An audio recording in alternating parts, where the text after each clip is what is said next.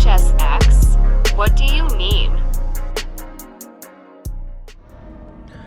Alright everybody, welcome back to another brand new video on Dead by Daylight. We're playing Pyramid Head today, and we're going to go ahead and do a post commentary to kind of break down my gameplay and kind of see where if I could have, done anything differently, if I could have, maybe areas I could improve on, and maybe you, the viewer, can also learn something as well. So today we're covering Pyramid Head. First and foremost, wanted to go ahead and try to get a shot in the middle of the opens. I've been utilizing a different kind of strategy to like lately with Pyramid Head, which is to go for like a long shot really quickly, then maybe like slow down the next time, and just kind of be unpredictable with the shots I attempt to go for, in order to be a little bit more unpredictable to get more shots here. Now, what I'm noticing here is that I'm going for a pretty long chase, trying to use the M2 a lot, which is good for practice, but mainly if you really focus on just trying to get the chase out of the way as soon as possible, may have to shift over to the M1. Miscalculated my flick there a little bit, so we're just trying to go for the shot here, which we were using a lot of extra time, but ultimately it is just mainly for the practice aspect. I do think that I might have gotten that shot if the range add-on, maybe if I had both range add-ons, probably could have gotten it. We switched right in time so we can start getting a hit on the Leon, who looks a bit disoriented, which means we get a lot of distance for it. We attempt to go for the shot. We know where he's about to go, so we kind of push it to the left side, and we get the down immediately. We did lose our totem from Undying, so we do have at least one more totem because of it, so we have Ruin active. Dropping the gen down, so we place him next to the generator that it does have the most amount of progress. We do hear the Ada kind of in the area, so we want to at least attempt a shot, and we do get the down very quickly. So that's when we go ahead and cage. It's a lot faster, and also because we don't have any hook perks anyway. So ideally, when you are playing Pyramid Head, you don't really have any hook perks like pop or pain res. And stuff like that, you are probably incentivized more so to go for cages. They're quicker, and they also eliminate the option for second chance perks like Dead Hard, Decisive Strike, Off the Record, Deliverance, and among other things. Now we go for the shot there, assuming that they would want to run away, which is a really good shot on my end, right? Because now they just unhooked the Leon. We already have him in deep wound. They just got the Ada off the cage. All we have to do now is just go for Leon and get our down as quickly as possible, because they are going ahead and healing the Ada. So we go ahead and cage, which from where we're standing, they're probably going to go back to the same position that the Ada was in, and they're probably going to be able to instantly save, which is exactly what happened. And then from there, what we try to do is go ahead and go after Leon, because we know that he is on death hook. He did end up DCing. So now we find the Ada instead. They ended up healing the bot, so we just go for Ada. Which we have a really good amount of pressure here. We already have somebody on death hook potentially. I think that if I had double range add-ons, I would have definitely gotten that hit. Now the reason is that I'm using a different add-on. We're using one range, which was the Burning Man painting, but we're also using the other add-on that increases the duration by 2 seconds. I wanted to kind of change it up. And just kind of see, what other add-ons I may want to use. I've been mainly using range, double range for the entire time I've been playing Pyramid Head, which I'm at P 65 at the point of recording this. We do get the down there, which is really solid, and then we go ahead and cage. We did end up losing our second Ruin, so now all we have is Deadlock, so we do kind of end up perkless a little bit in this situation. But I do advise using this build just for passive slowdown, so you can mainly focus on chases, which is honestly what I find the most fun, and also helps a lot with trying to practice, Pyramid Head or other killers in particular. Now we are trying to go for a shot here. We could have probably just M1 normally, but I figured I would at least try to go for the M2. Surprisingly, they didn't get hit by that one.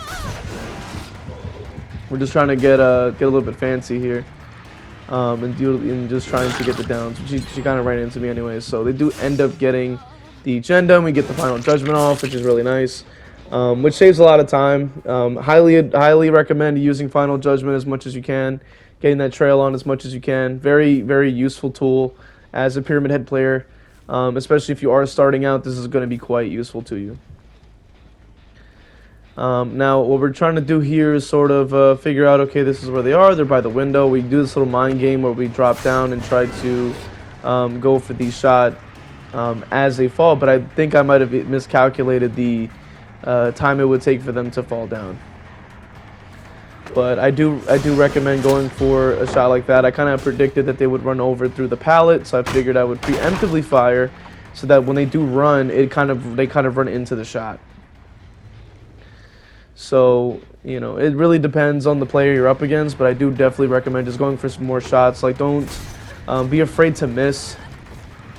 It seems like the Michaela just kind of gave up there. So now we just go ahead and cage them this time.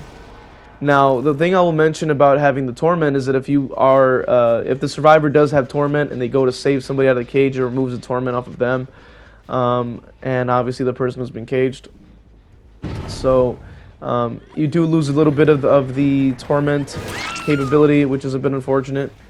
But we're able to at least get the Michaela off of the cage and put them on another hook in order to just get some more pressure that way. We know that the bot is most likely going to push gens automatically. If you find the gen that has some pretty decent progress, you go ahead and break it. And then we go ahead and start making our way over to the rest of the generators to kind of keep an eye out. You know, we end up finding the bot, so we try to at least go for a shot.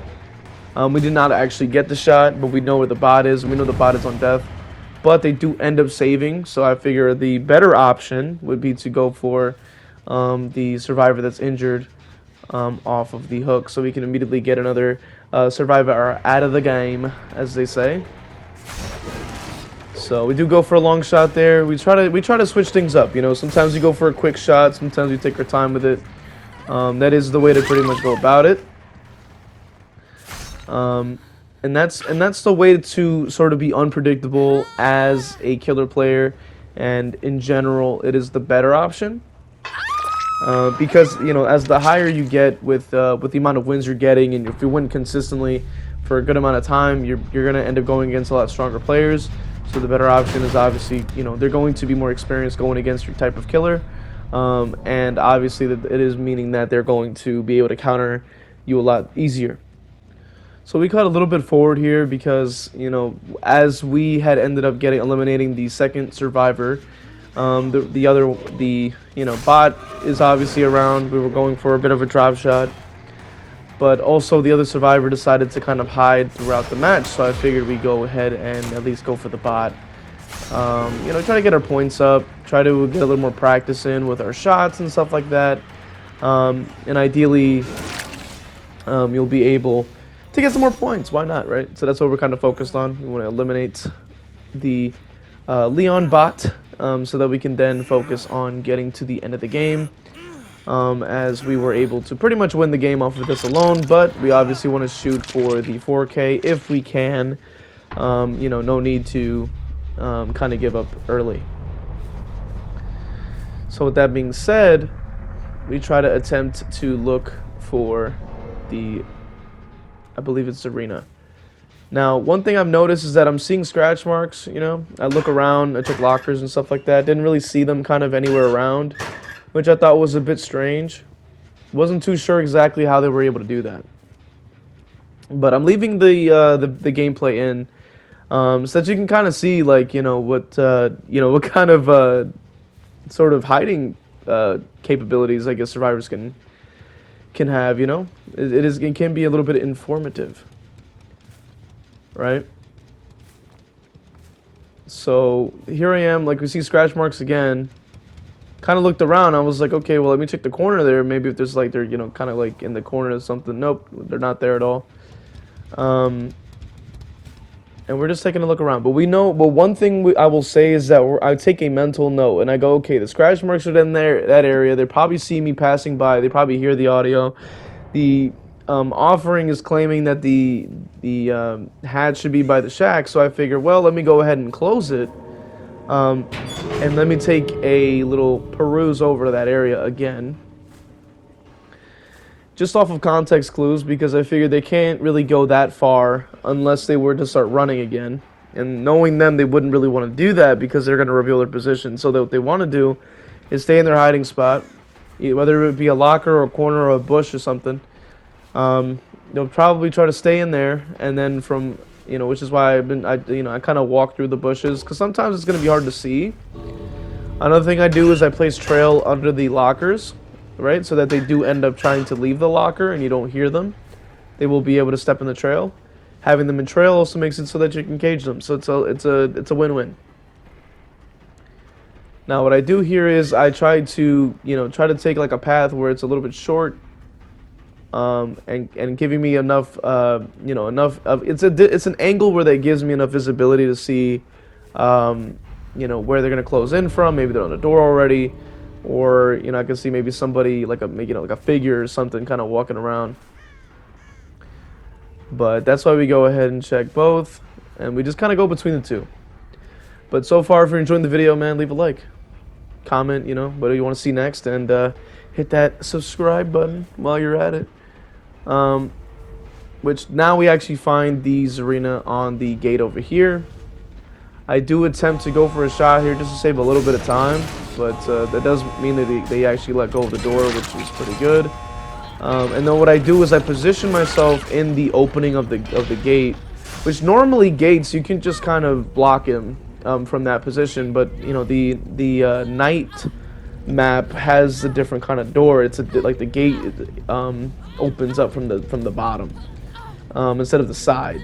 But normally you can position yourself there and get a pretty good position to block them almost, and then be right there to be able to knock them down in most cases.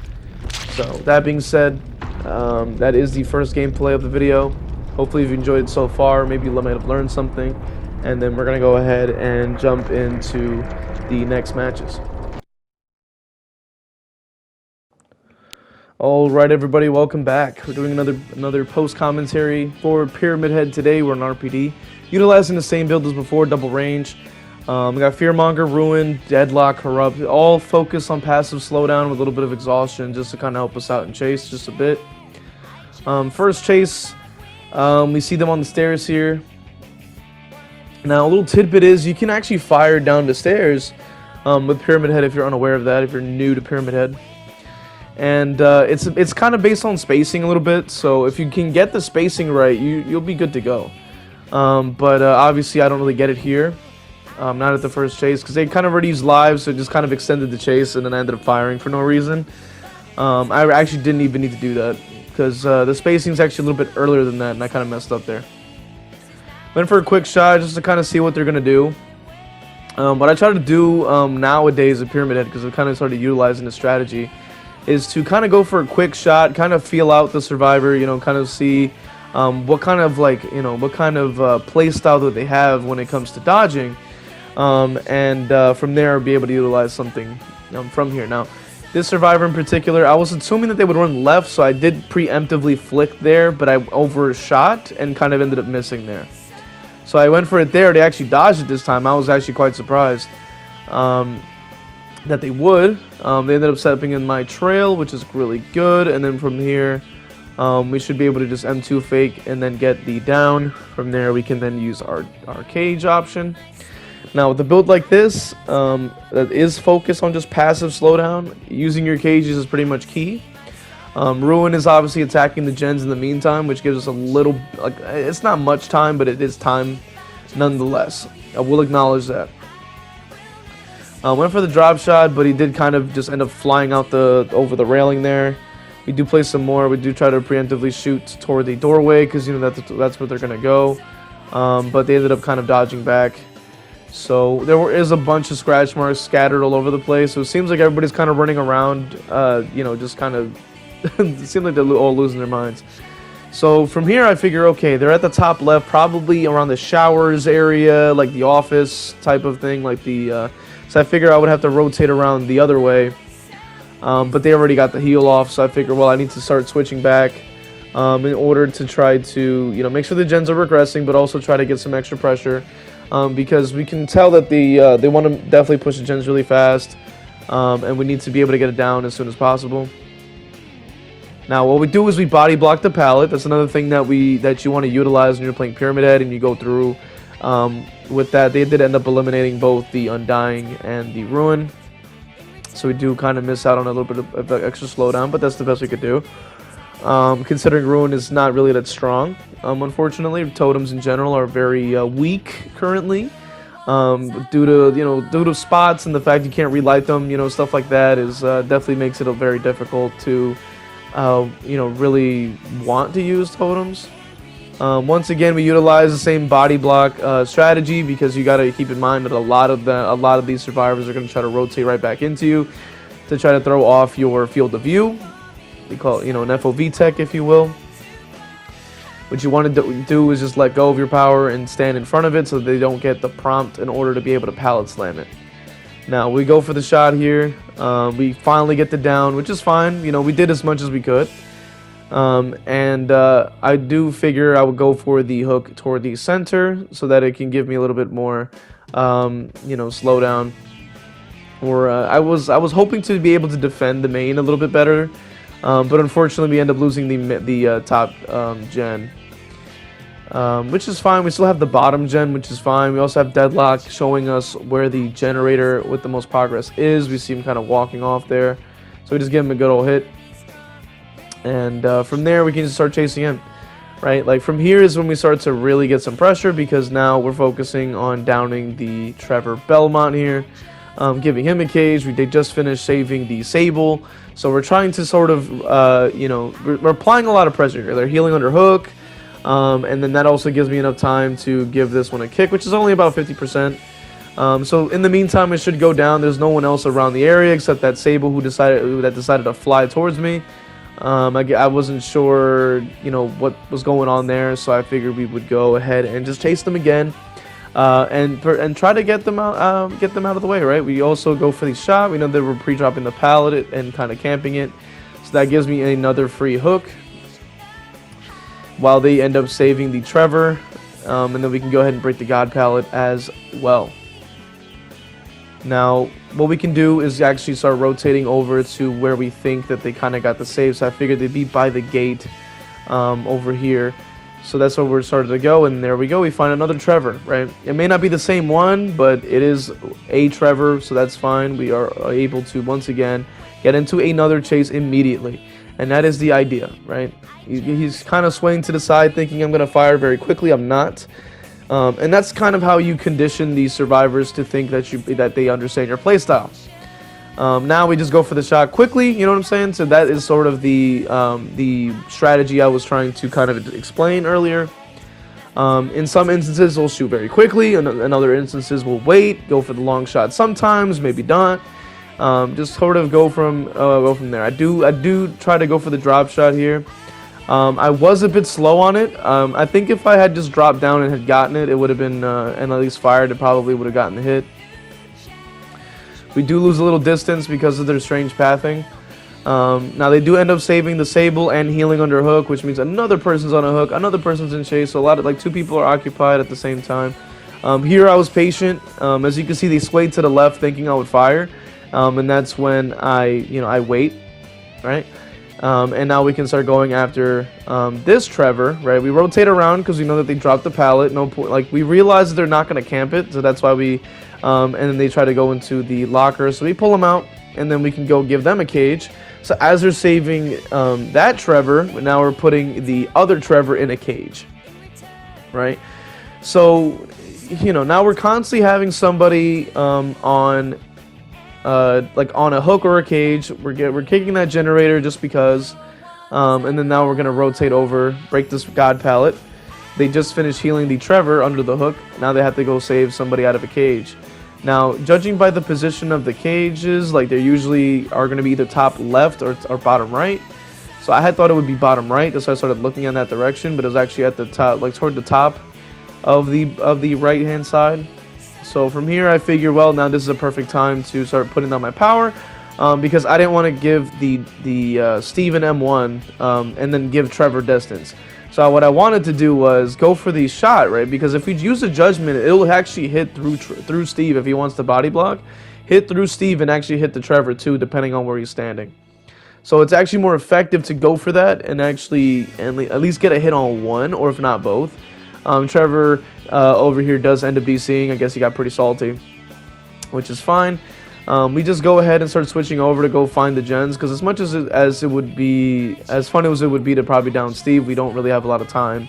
In consideration to the fact that the other Trevor can probably take a hook, maybe even the Sables on death, stuff like that. We can definitely try to go ahead and use that as a strategy. So now we're going ahead and going after this Trevor, I believe. Or no, that was actually Steve, I should say. We're trying to go after the other Trevor if we can, or the Sable. We hear the gen about to go off, so we try to go ahead and shoot through the wall. We give it a kick so it can regress in the meantime, and then we try to cut off the angle here. So that's why you notice that they're going for that right-hand side. We don't really follow directly. We go around to cut off the angle, see if they're maybe going to run into me. It does not seem like they were, so it seems like what they're doing is camping the pallet. That is a common strategy I usually see with a lot of survivors. Will try to camp god pallets, and that's what they were doing right there. They and as you can see, that's why they stood there for so long. They assumed that I would follow that path and follow them directly and then get stunned by the god pallet, but we didn't do that, right? So now I had actually gone for a 50-50 here. Like, they had an option between running to the right hand side, right, toward the stairs, or they had the option to run to the left. So I had decided in a quick second decision making. I was like, they're probably gonna go left. Let me just fire the judgment off, and then we were also able to get the down on Steve, put him in the cage. So overall, I would say this is a really good display of solid pressure. With Pyramid Head, very solid stuff. Very proud of it, and it's very good. So now what we're trying to do is actually just kind of wait it out. Go ahead and break this generator because it is the one with the most amount of progress. They're getting the save at the top area again, so that does kind of show us that the spawn is at either, like, I normally see it toward like the bottom of the stairs by that metal gate. But I'm also noticing that it could be at the top, probably by that king statue room. So that's at least with this variation. So that's why I'm kind of checking in here. I'm like, okay, I kind of hear them, so that's why I'm going to go ahead and give a hit to Steve, because we know that's another strategy you're going to see, is that a survivor will run out while the other one hides, right? Because they want to take chase while the other one who's on death hook is going to be hiding, right? So we don't fall for that. We obviously want to go for the Steve, because the Trevor, because we know that he's on the on death hook. So right here, I went for a quick shot. Then I took my time with this one. We waited, tried to go for the shot. He didn't work on this guy, but he did stay on the tile, so that's why we quickly shot again. I try to keep it unpredictable. That is the strategy that I want to employ to you guys. I want to show you guys, you want to be unpredictable, especially as a killer. You don't want to do things that they expect. And especially with Pyramid Head with a very predictable shot. I mean, his shot is very slow. Like, his ability is very slow. It's very loud, because you do like a loud bang when you place down your ability. And it also even makes like a dragging noise as well. So it's very loud. It's very, very audible. Like, you can really hear that from very far away. And you can also see Pyramid Head, right? Because his big head, like, he's freaking turning and stuff like that. You can see him and which direction he's going to go for. So he's very telegraphed in that way. So you kind of have to work a little bit harder to get some shots off, probably compared to the other killers. Now, the scratch marks are really scattered for some reason. I'm not entirely sure, as to how, right? It was very difficult to kind of figure out where he was. But there was at least two options that he could have went for. He could have either stayed in the area, try to wait for me to leave the area, or he can hide and then try to sneak off somewhere, go pick up the Trevor, which is what then I had figured that he would do. So that's why I started making my way over, slowly. I started making my way over, but that's why we're kind of lingering in the area, but mainly waiting for him to pick up the Trevor, so that I know where to go, pretty much. Now we know that he got downed over there by that front gate, right? So that's why we're trying to go there next. We're going to try to go ahead and see if we can get the down on either one of them. They're both injured. They might heal, right? They might try to heal. They might buy me distance. If they don't, then we can just go ahead and follow the blood trails. If they're still there. If they preemptively ran, then we're just going to have to go off of audio if they're even close by, right? So that's why we're kind of looking around up top. Maybe they might have ran around. I'm just trying to like listen in for grunts of pain and stuff like that, but we were not able to really hear anything. But that's also why I'm still showcasing the entirety of the gameplay, so you can kind of see the match and try to kind of get a feel for what to expect. So from here, I kind of figured, let me check around down to the bottom. It could be a locker. From here, I noticed somebody's in the window, so that's why I'm immediately going for the shot and downing them immediately, and then I leave them there for now, so that I can go ahead and find where the Steve's at. So we're shooting for the 4K, obviously, just so, you know, for the extra style points and stuff like that, and just for the satisfaction. So now we're taking a look around. We figure we're gonna check back here, you know, maybe look around. They just finished off a gen, right? Very bold move, right? Because now he just revealed his position, and his pathing is pretty strange. So there's no God palette here, because we took care of that earlier. So now we're just gonna place on our judgment just to kind of see what he does. We figured he would have to try to go for the doorway, which gives him a very awkward angle to dodge from, allowing us to get the hit from there. So that's like stuff like that, especially when you're playing Pyramid Head, is an important thing to notice. Is when you're using your ability and they're passing through the environment, there's certain spots that are very difficult to dodge in. So you'll be able to snag a hit here and there depending on you know, the pathing, the narrow, you know, stuff like that. You know, depending on the, you know, spacing they have between the walls and a prop or something like that. So that definitely does help quite a bit. We go ahead and final judgment the Trevor Belmont there, which is pretty cool. It looks pretty nice in the lighting. That being said, thank you for watching. If you enjoyed it, leave a like, comment, subscribe, do all the YouTube things for me. Hit that noti bell, man. Hit the all option so you can get notified for lives, videos, and stuff like that. If you want to support the channel, check the list in the description, and you know, consider you know, subscribing, becoming a member, you know, for exclusive content. That being said, thank you all. I'll see you in the next one.